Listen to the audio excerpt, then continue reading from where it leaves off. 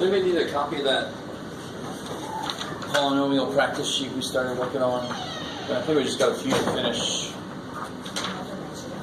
Yeah, from yesterday.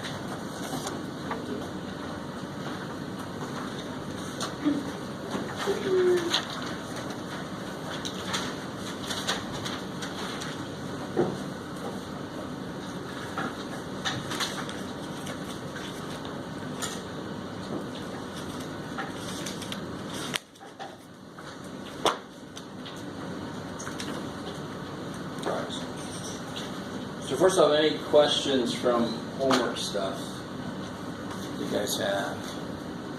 Oops, I don't want to do that. Stop. Okay.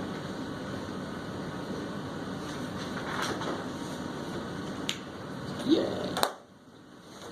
Questions from homework? So we're in chapter 4. We're still sort of in 4.1. We're going to transition to 4.2 today.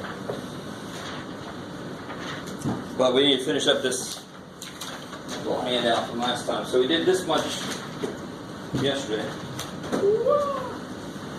Quite a bit. Can somebody turn down the lights in the back? Thank you. Yeah. Can't remember if I did this one that I did somewhere else. I think I might have just stopped right there, right? Because I knew there were some people that hadn't finished. So hopefully you've had enough time now to finish it. Maybe you were working on this last night saying, math, take me away.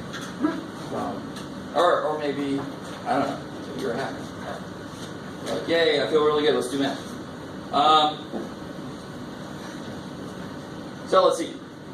We started off this problem off, but just to remind each other, the very first stuff we did, this stuff up here is the stuff that I am the least concerned about, to be completely blunt with you. But at the same time, you shouldn't miss this kind of question. This is just terminology questions.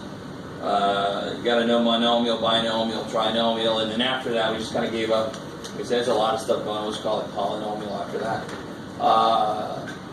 What degree means and how to find it, those kind of things.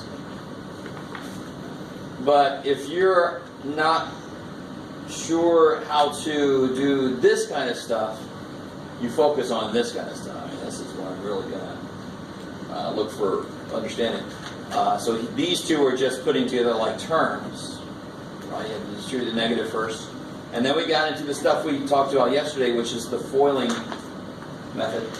And I will use that word even though I wish we didn't teach it, but we do, so there it is. So I don't know if you guys agree with me or understand where I'm coming from when I had that little discussion, but oh well. So here, this is where FOIL kind of breaks down. So if I instead know this as everybody gets a turn, right? So I want to give the y a turn to go through, and then I want to give the negative 5 a turn to go through. So it's really, if I had this, I would multiply the whole thing by 5. If I had this, I'd multiply the whole thing by y. Well, I got both of them, so I'm going to multiply the whole thing by both of them. It's crazy. So what is y times 2y squared? 2y cubed. 2y cubed, I like it. Y times negative 3y? Minus 3y squared. 3y squared, I like it. 21y. Careful. Y times 6? 6y. 6y? Minus 30. Yes, so the y times this, y times that, y times that. Now you bring the negative 5 through. Negative 5 times 2y squared. 10. Negative 10y squared. And I can line my like terms up as I go, if you want to. Negative 5 times negative 3y. And then negative 5 times 6. Minus 30. And now you just put your like terms together. He's all alone. Negative 13y squared plus 21y minus 30. Can't remember how far we got before. But oh, we started, but we didn't get it. Okay, I got you. Is that cool? You guys see that? So it's really, if you understand distribution, you must understand this because it's just distributing each piece one by one. So then, of course, I took it up to the next level. But you can imagine, I'm not going to do this, but if they gave you 10 terms in there and 20 terms in the other one, when you take the first term here and you put it to the other 20, take the second term, you put it to the other 20, until you get to the 10th term, at which time you're probably kicking me. What the hell? And I can't stop you because I deserve to be kicked. So I'm not going to do that to you, but I at least want to go this far. So the A gets a turn, the B gets a turn, the negative 2 gets a turn. So A times A. A squared. A squared. A times negative B. Negative B squared. Careful. A times negative B. AB. A times 3. It's crazy. Now the B gets a turn. B times A. Yeah, I like it. You guys cool with that? And again, I can line my like terms up if I want to. B times negative B. I'm just going to put it over there because there's no like terms. And then what's B times 3? 3B. And now negative 2 gets a turn. So now I get negative 2 times A. Crazily enough, that's negative 2A. Does everybody understand what I'm doing here? And then negative 2 times negative B is positive 2B, right?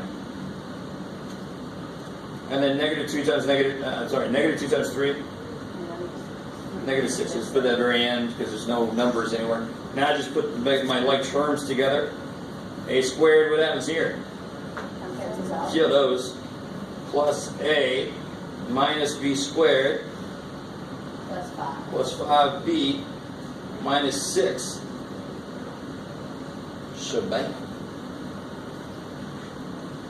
The lesser known comic book here. Shebang. Alright, sweet. So it's just that process. You just keep repeating the process until everybody's gotten a turn, and then you put together all your like terms. Yeah. It's okay if you like mixed them up, right? Like I have 5 Totally. plus or minus B2. Yeah, there's a lot of options as to what order to put this in. As long as you have a positive A squared, a positive A, and a negative B squared, so forth. Okay. I don't care what order they're in. That's actually an example of commutativity. It doesn't matter what order you add things in. I like it. All right, and then this one, I want to give you. I know I give you one that looks like this, but I want to give you a special one. This is a special one. If you did this one, you know why it's special. Aw, little special dude. So let's do this quickly because it's exactly the same as this. Same exact process. So x times x squared. Cubed, x times negative 2x. X times 4. 2 times x squared. 2 times negative 2x. 2 times 4. 8. And what happens to all these middle terms? So this, from the creative geniuses that are mathematicians, we call this a sum of cubes.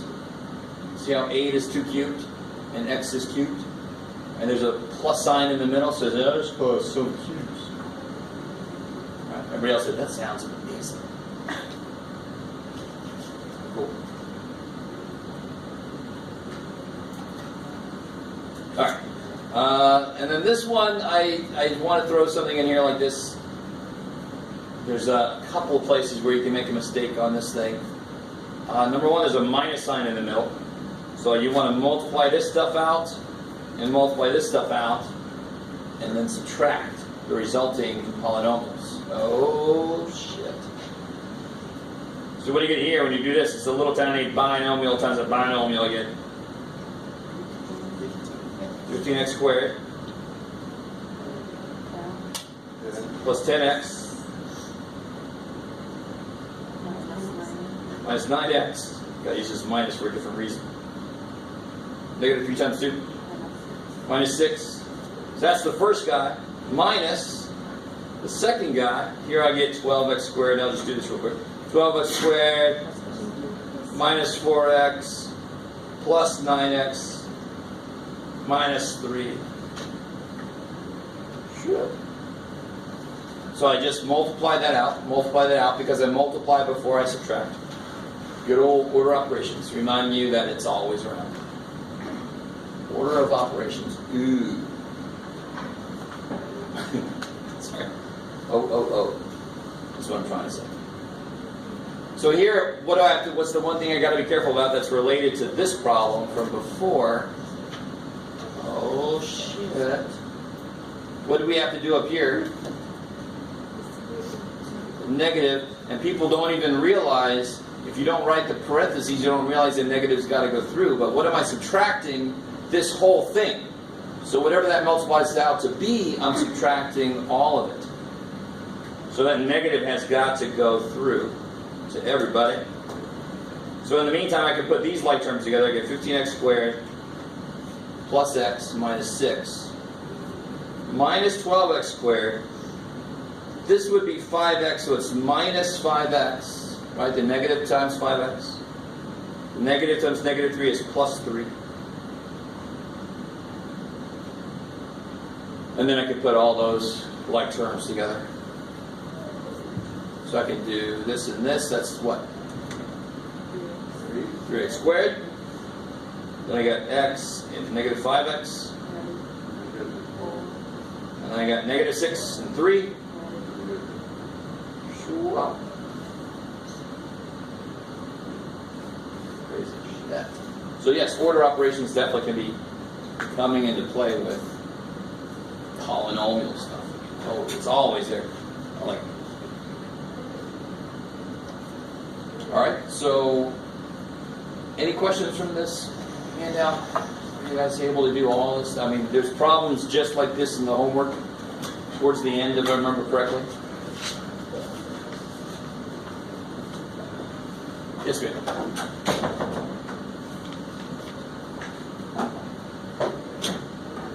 I thought that was supposed to be a negative in the 15. This here? Yeah. 5x times 2. You know, spell out. I put it down as a negative 2, my bad. Okay.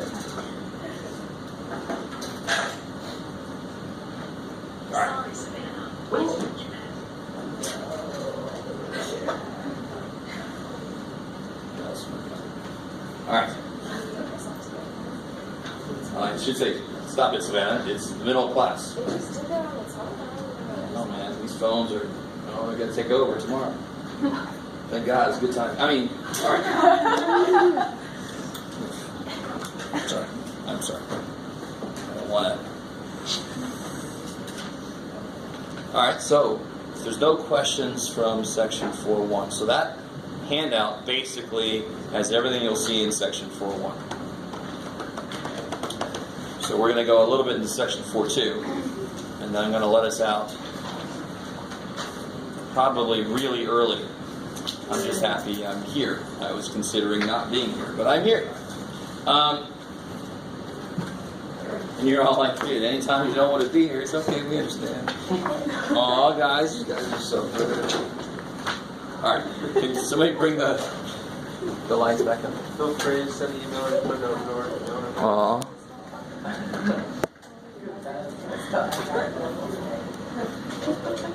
And I love it when students... I say I'm not feeling well, and she's like, oh, I'll get better slowly.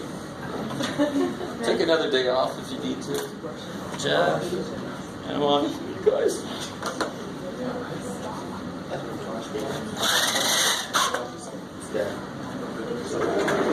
Alright. So guys, we're about to enter what is normally a very strange place for students, and that is factoring these polynomial expressions. Probably because 4 out of 3 of us are really bad at fractions. I like that. I want to get that shirt. Cool.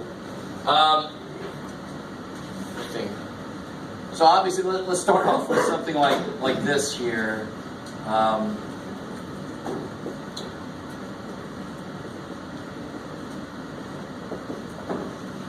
So one of the most basic forms of factoring is, sometimes we'll introduce it to students, we won't even call it factoring, because we're evil. But because we want to make them feel less uncomfortable about it, it's just undistributing. So when you distribute something, you multiply it in. So I should be able to do that in reverse. So can somebody tell me what number must have been, what it must have looked like, what numbers here and what would be on the inside to make this true? What do these both have in common number-wise? 3x by 2. 3. Oh yeah, let's slow that down. So they both have a 3. Cool. So there must have been a 3 that was multiplied to what? X. Because if I take the 3 away, I've got x. Plus, what must have been here? 2y, because 6 divided by 3 is 2. So when you distribute, what operation do you use? When you distribute, what operation do you use? Multiplication. So when you undistribute, remarkably enough, we're using division. Because we're doing the opposite operation. This is actually called greatest common factor. GCF. But I like to call it undistributed. It's a little more direct to the point. So let's try another one. Let's try one that's a little more involved.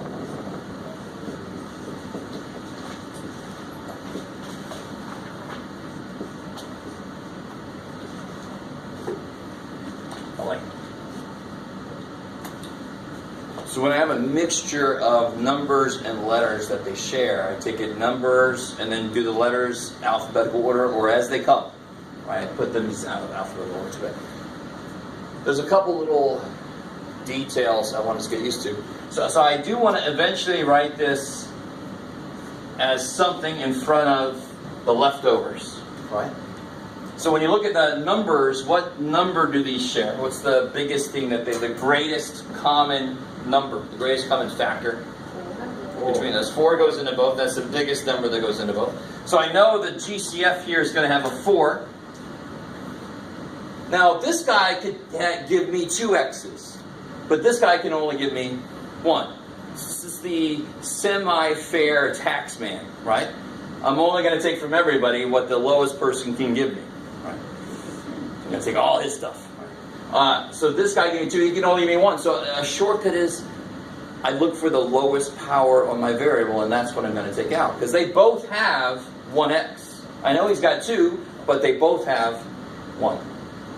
You guys see that? So I can take out a 4, I can take out an x, and of course they both have an a.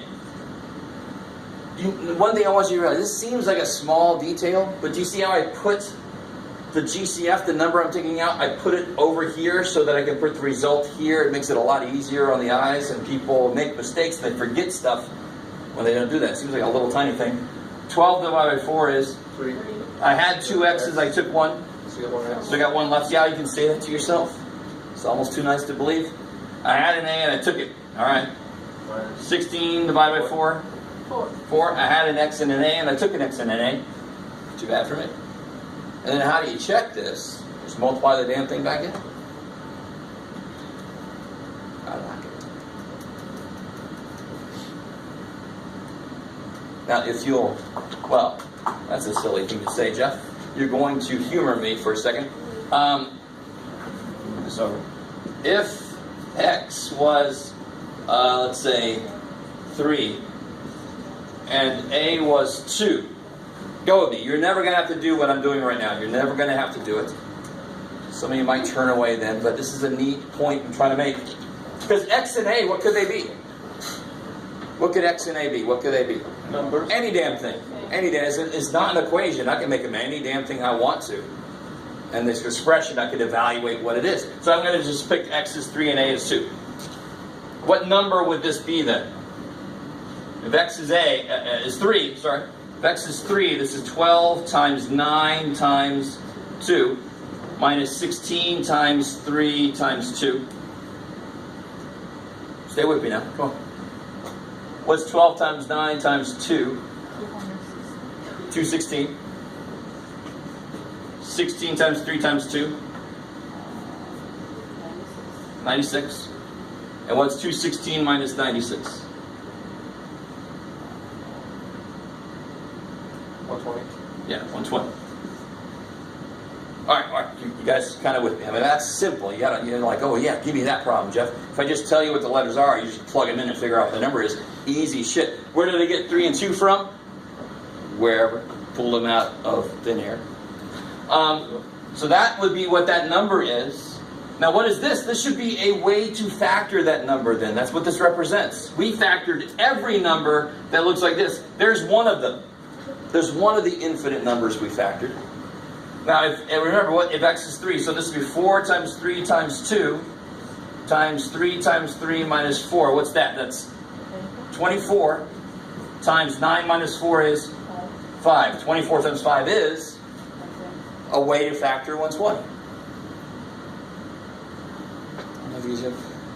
I wasn't expecting like a reaction like I just did it, pull a rabbit out of somewhere, but that's kind of neat to see for the first time. I don't know. Any x and a you pick, this will be a way to factor it. So that we truly did just factor an infinite number of numbers when we went from here to there. When you think about it like that, that was damn easy.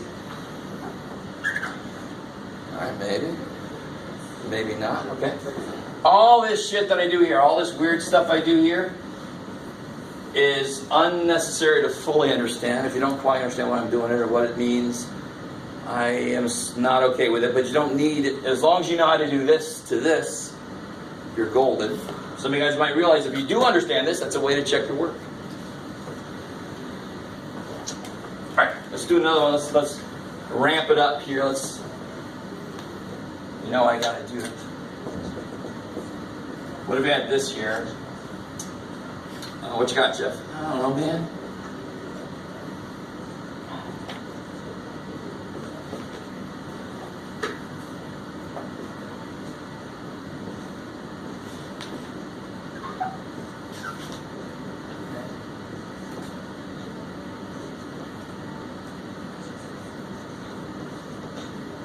Yeah, I like it. Hot. Oh, shit. So now it's 3 terms, but it's still the same idea.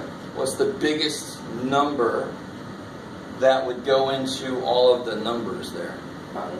5. How many A's can I take out of everybody? 1A. I love it. Everybody's got at least 1A. How many B's can I take out of everybody?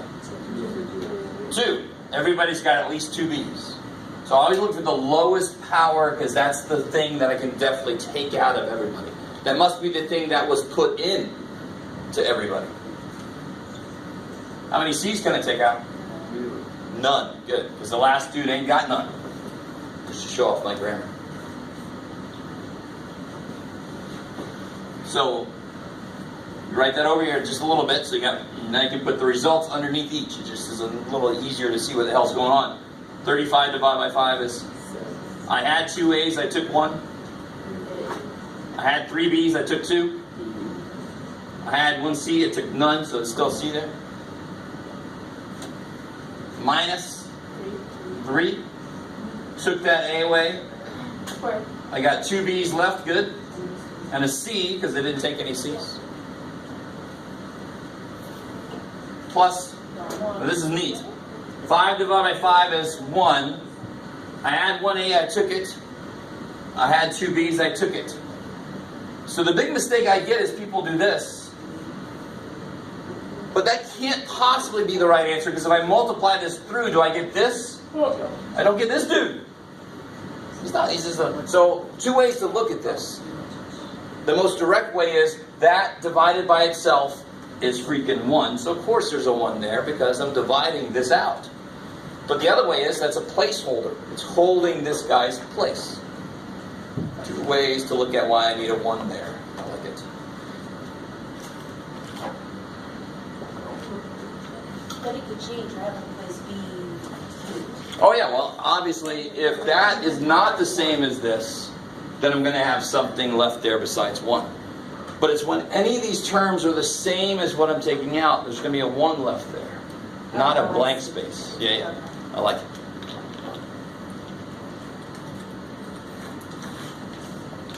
All right. So you guys try this one.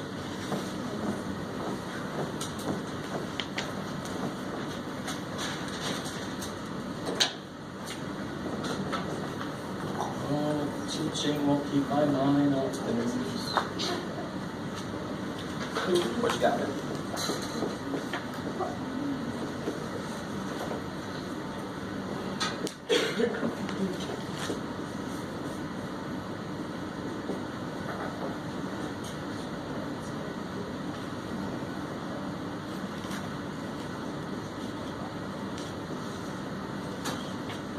Ooh, this is nice. I like this.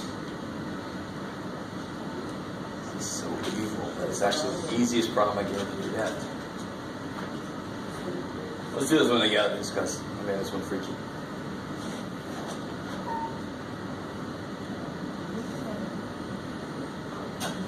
Any number can come out? Yeah. What number can come out? 4. 27 divided by 4 is? 4. Oh, shit. No numbers come out. How many W's can it take out? None. Because he ain't got none to give. How many X's can it take out? None. Because he ain't got none to give. So you got to realize, and what do we call a number that we cannot factor? We call it... No. Oh, I said unfactorable.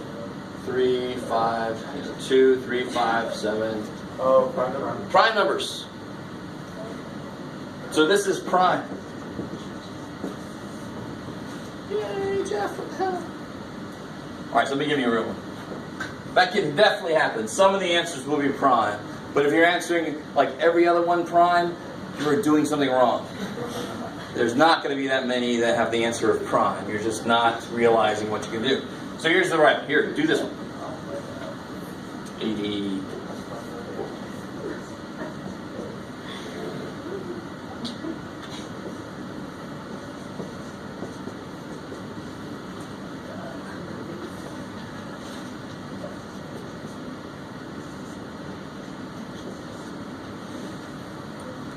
I like it.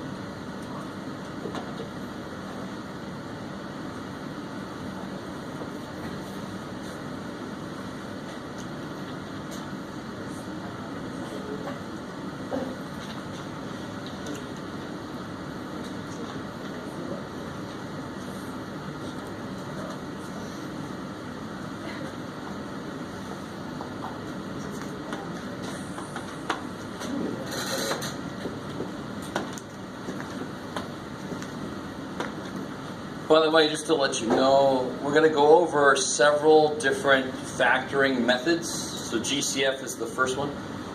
And after we've talked about a couple of them, I'm going to give you this handout that's got all of them listed out with examples of each that you can use when you do your homework.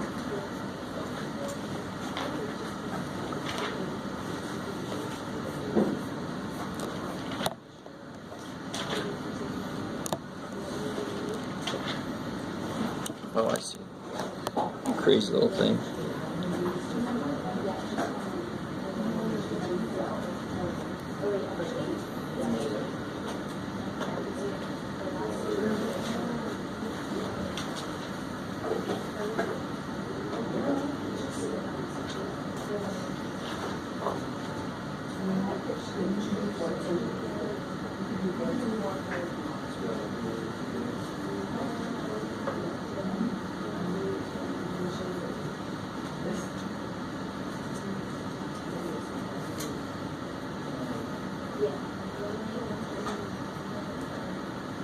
I always get at least one person that is somehow able to combine these.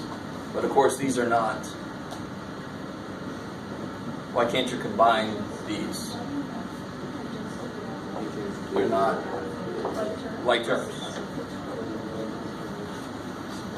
That really makes all factoring easy. Just make everything better. You should call that.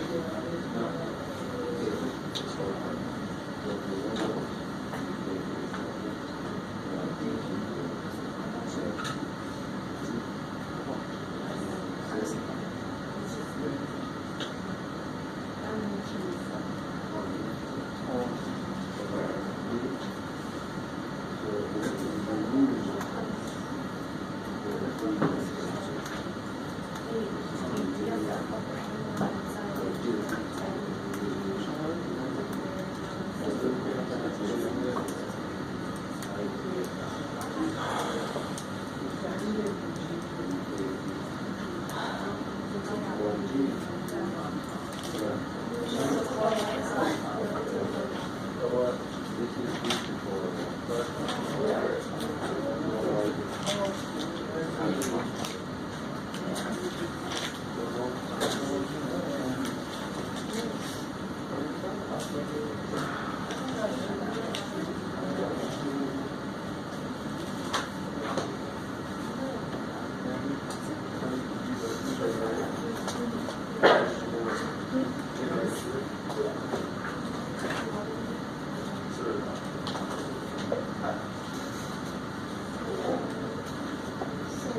filled it out before.